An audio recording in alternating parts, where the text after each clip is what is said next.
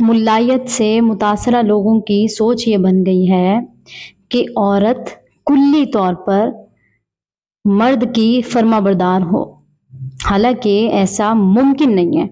ایسا ممکن اس لیے نہیں ہے کہ آپ دنیا کے اندر کسی بھی شخص کو، چاہے وہ بالغ ہو چاہے وہ نابالغ ہو، یہاں تک کہ ایک بچے کی مثال لیں تو آپ اسے کلی طور پر اپنا فرما بردار نہیں بنا سکتے۔ تو عورت تو چونکہ ایک بالغ ہوتی ہے، آپ کی ہم پلہ ہوتی ہے، آپ کی شریک حیات ہوتی ہے، آپ کی ماں ہوتی ہے، آپ کی بہن ہوتی ہے، آپ کی بیٹی ہوتی ہے، تو اس سے پھر یہ امید کر لینا کہ وہ کلیتاً آپ کے فرما بردار رہے گی، یہ بے وقوفی ہے سب سے بڑی۔ تو اسلام اس چیز کا قائل بالکل بھی نہیں ہے، لیکن ملائیت سے متاثرہ لوگ عورت کو کلی طور پر مرد کا فرما بردار بنانا چاہتے ہیں، اور مرد کو جزوی طور پر بھی عورت کا فرما بردار بنانے پہ بات کرنا پسند ہی نہیں کرتے۔ تو بات یہ نہیں ہے کہ کون کس کا فرما بردار ہوگا اور کون کس کا فرما بردار نہیں ہوگا، بات یہ ہے کہ کچھ رشتوں کو اگر آپ نے نبھانا ہے تو آپ ان کو اس لیول پہ لے کے چلیں گے کہ اگلے بندے کو بھی گلٹ فیل نہ ہو۔ آپ نے خاندان کو لے کے چلنا ہے، آپ نے معاشرے کو لے کے چلنا ہے، آپ نے ساتھ ساتھ اسلام کو بھی لے کے چلنا ہے، آپ نے جہاں ایک بہتر مسلمان بننا ہے وہاں پہ ایک بہتر انسان بھی بننا ہے۔ اور صرف بہتر مسلمان اور انسان بننے پہ بات ختم نہیں ہوتی، بلکہ ہر کردار میں مرد نے ایک بہتر بیٹا، ایک بہتر شوہر، ایک بہتر باپ اور ایک بہتر بھائی بننا تھا۔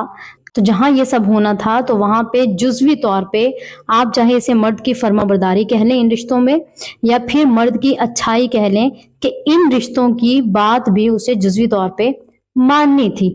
ایک انسان سے آپ کلیتاً فرما برداری چاہ رہے ہیں اور دوسرے انسان سے آپ جزون بھی یہ نہیں چاہ رہے کہ وہ اگلے فریق کی بات مانے، تو ایسا تو اسلام نہیں ہے۔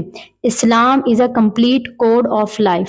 اگر آپ اسی بات کے دلدادہ ہیں، اسی بات کو پسند کرتے ہیں کہ ہم یہ کہیں کہ اسلام ایک مکمل زندگی گزارنے کا بہترین ذریعہ ہے، تو پھر اسلام کسی ایک کے لیے بہترین ذریعہ کیوں ہے؟ پھر تو جملہ یوں نہیں ہونا چاہیے بلکہ ہونا چاہیے Islam is a complete code of life only for men. Women بھی اس میں شامل نہیں ہے۔ پھر تو اس کے اندر وومن تو کیا، پھر اس کے اندر جو اللہ تعالیٰ نے تیسری جنس بنائی ہے شیمیل، وہ حضرات بھی اس کے اندر بالکل بھی شامل نہیں ہے۔ تو کیسا اسلام، کیسا دین، کیسی انسانیت، کیسا مذہب؟ اللہ نے پھر اسے دنیا میں کیوں بھیجا؟ پھر لوگوں کے اوپر اسلام نافذ کیوں کیا جا رہا ہے؟ پھر کیوں کہا جا رہا ہے کہ ساری کی ساری دنیا ہم یہ چاہتے ہیں کہ مسلمان بن جائے؟ تو مسلمان ایسے تھوڑی بنے کہ پہلے تو کردار بہتر ہوگا، اخلاق بہتر ہوگا، اپنی زندگی میں جو قریبی رشتے ہیں ان سے تعلق بہتر ہوگا۔ تو جب اس بات پہ توجہ دی جائے گی تو پھر آپ اس بات کی شوقین پھر ضرور بنے کہ ہاں اب اسلام پوری دنیا میں پھیلے گا، اور اب آپ اسلام پھیلاتے ہوئے اچھے بھی لگیں گے۔ ورنہ تو اسلام کی آپ چند ایسی چیزوں کو لے کے اگر دوسرے لوگوں کے سامنے اسلام پیش کریں گے، وہ سب سے پہلے آبجیکشن اسلام کے اوپر یہ کریں گے کہ آپ کا اسلام اگر عورت کو حق نہیں دیتا تو آج ایک انگریز نے اسلام قبول کیوں کرے گی؟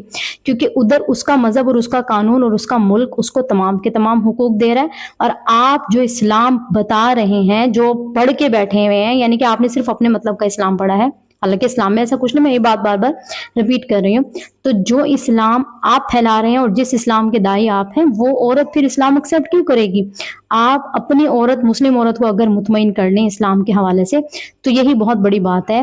تو تمام وہ عورتیں، وہ خواتین، وہ بچیاں، وہ لڑکیاں، وہ میری مائیں، وہ بہنیں، وہ بیٹیاں، وہ سب کی سب اگر اسلام کے بارے میں اس طرح کا کوئی وہم اپنے دل میں پالے ہوئے ہیں، اس طرح کا کوئی شک ان کے دل میں آ چکا ہے کہ اسلام نے ان کو حقوق نہیں دیے اور مردوں کو دیے ہیں، تو میں انہی کو بار بار یہ باور کروا رہی ہوں کہ اسلام نے ایسا کچھ نہیں کیا۔ ان لوگوں نے اسلام کو سمجھنے میں اور سمجھانے میں غلطی کر دی ہے، ہمارے مذہبی طبقے نے، اور یہ سب ان سے ہو چکا ہے۔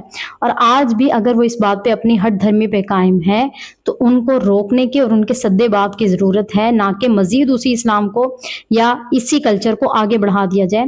ایک کلچر ہے اور ایک اسلام ہے۔ اسلام کلچر کے اندر مدغم نہیں ہو سکتا۔ اور کلچر کو بلکہ اسلام کے مطابق ڈھالنا ہوگا۔